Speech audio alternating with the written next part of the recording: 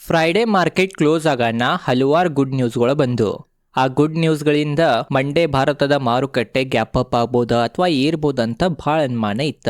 But ವೀಕೆಂಡ್ದಾಗ ಅಥವಾ ಶನಿವಾರ ರವಿವಾರ 2 ದಿನದ್ನಾಗ ಮಾರ್ಕೆಟ್ ದಿಕ್ಕನ್ನ ಚೇಂಜ್ ಆತಂತ ನಾವ ಅನ್ಬೋದ.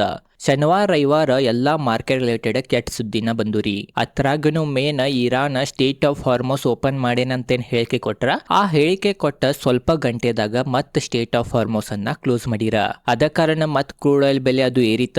ಅದ್ರದನ ಪರಿಣಾಮ ಇವತ್ತ ಮಾರುಕಟ್ಟೆ ಮ್ಯಾಗ ಬಿದ್ದೈತಿ. ಆದ್ರೂ ಏನ್ ಮಾರುಕಟ್ಟೆ ಬಹಳ ಕುಸಿತೈತಂತ ನಮಾನಿತ್ತ. ಆ ತರ ಏನ್ ಕುಸಿದಿಲ್ಲ. ಎಲ್ಲಿ ಓಪನ್ ಆಗಿತ್ತ ಅಲ್ಲೇ ಮಾರುಕಟ್ಟೆ ಕ್ಲೋಸ್ ಕೊಟ್ಟೈತಂತ ನಾವ ಅನ್ಬೋದ. ಅದ ಕಾರಣ ಇವತ್ ಮಾರ್ಕೆಟ್ ಪರ್ಫಾರ್ಮೆನ್ಸ್ ನೋಡುನು. ಮತ್ತ ಮಾರ್ಕೆಟ್ ಯಾಕೆ ಇವತ್ತ ಬೀಳಿಲ್ಲ, ಯಾಕೆ ಫ್ಲಾಟ್ ಅನ್ನ ಕ್ಲೋಸಿಂಗ್ ಕೊಟ್ಟಿತ್ತ, ಎಲ್ಲಿ ಓಪನ್ ಆಗಿತ್ತು ಅಲ್ಲೇ ಆ ಕ್ಲೋಸಿಂಗ್ ಕೊಟ್ಟಿತ್ತಂತ ಅದ್ರ ಬಗ್ಗೆನು ತಿಳ್ಕೊಳ್ಳೋನು. ನೋಡ್ಬೋದು ನೀವು ನಿಫ್ಟಿದ್ ನಾವ ಪರ್ಫಾರ್ಮೆನ್ಸ್ ನೋಡ್ರಿ ಇವತ್ತ ಬರೀ 11 ಪಾಯಿಂಟ್ ಏರೈತ್ರಿ. ಉಲ್ಟಾ ಓಪನ್ ಆಗಾನ ಒಮ್ಮೆ ಬಿದ್ದಿತ್ರಿ.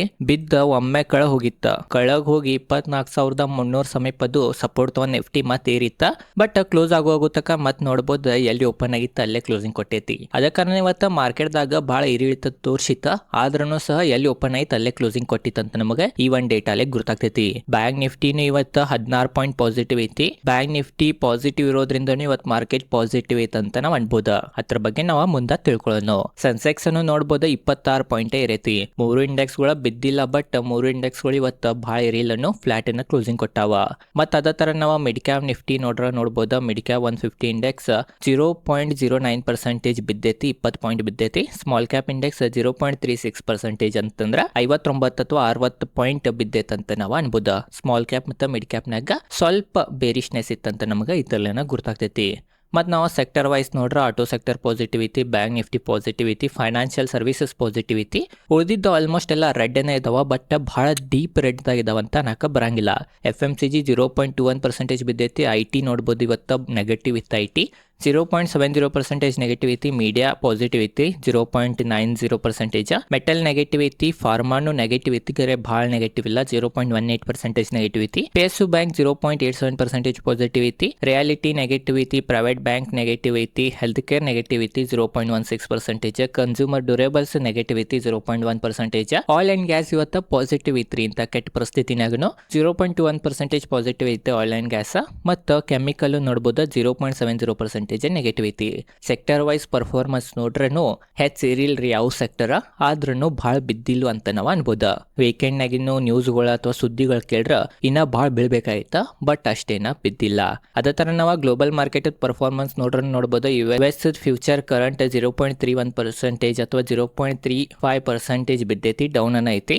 ಮತ್ತು ಯುರೋಪಿಯನ್ ಮಾರ್ಕೆಟ್ ಅನ್ನು ನೋಡ್ಬೋದು. ಇನ್ನ ಓಪನ್ ಇದಾವ ಆದ್ರೂ ಬಿದ್ದಾವನ್ನ ರೀ. ಯುರೋಪಿಯನ್ ಮಾರ್ಕೆಟ್ 0.5% ಅಥವಾ 1% ಬಿದ್ದಾವ.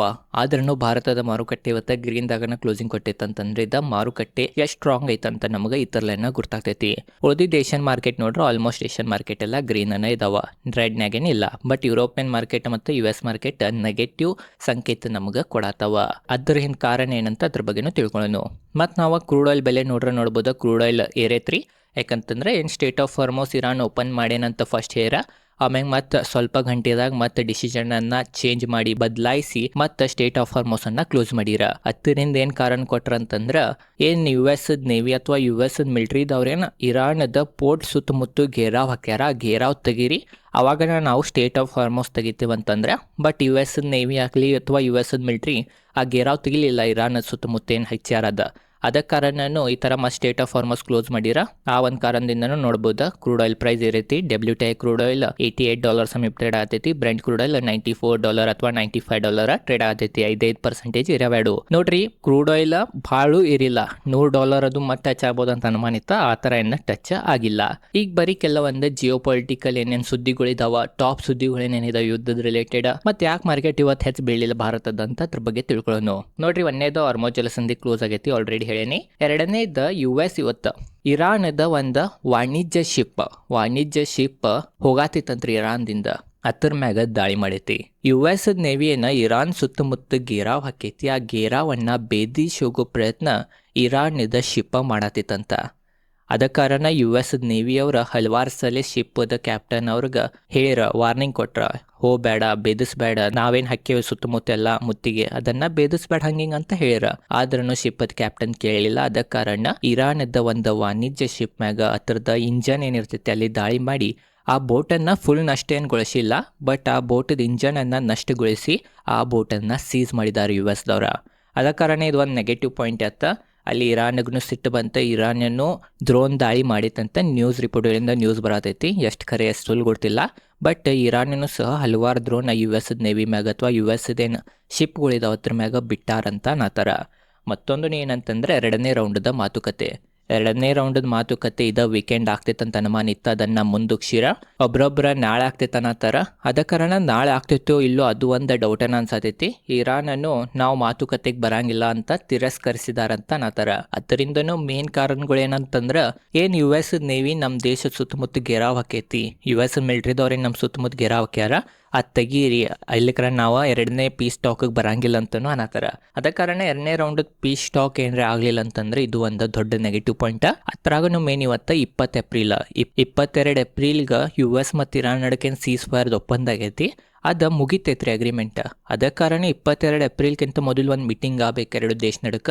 ಮೀಟಿಂಗ್ ಆಗಿ ಮತ್ತೆ ಸೀಸ್ ಫೈರ್ ಅನ್ನ ಎಕ್ಸ್ಟೆಂಡ್ ಮಾಡ್ಬೇಕಾ, ಮಾಡ್ಲಿಲ್ಲ ಅಂತಂದ್ರ ಮತ್ತೆ 22 ಏಪ್ರಿಲ್ ಆಗನ ಮತ್ತೆ ಯುದ್ಧ ಸ್ಟಾರ್ಟ್ ಆತಂದ್ರ, ದೊಡ್ಡ ಪ್ರಮಾಣಲಿ ಸ್ಟಾರ್ಟ್ ಅಂತಂದ್ರ ಇದು ಮತ್ತೆ ನೆಗೆಟಿವ್ ಪಾಯಿಂಟ್ ಆಗ್ತೈತಿ ಮಾರುಕಟ್ಟೆಗೆ. ಶಾರ್ಟ್ ಟರ್ಮ್ನಾಗ ನೆಗೆಟಿವ್ ಪಾಯಿಂಟ್ ಆಗ್ತೈತಿ ಅಂತೂ ನಾವು ಅನ್ಬೋದು. ಅದ ಕಾರಣ ಇದು ಒಂದು ನೆಗೆಟಿವ್ ಪಾಯಿಂಟ್ ಆಗ್ತೈತಿ. ಇರಾನ್ 2ನೇ ರೌಂಡ್ದ ಮಾತುಕತೆಗೆ ಬರಂಗಿಲ್ಲ ಅಂತ ನಾತಾರ. ನೋಡ್ಬೇಕು ಈಗ ಇದೆಲ್ಲ ಓವರಾಲ್ ಮೇನ್ ಜಿಯೋಪಾಲಿಟಿಕಲಿ ಇಷ್ಟ ಆಗ್ಯಾವ್ರಿ. ಇಷ್ಟು ಮತ್ತು ಯುದ್ಧ ಬೆಳೆದೈತಂತ ನಾವು ಅನ್ಬೋದಾ.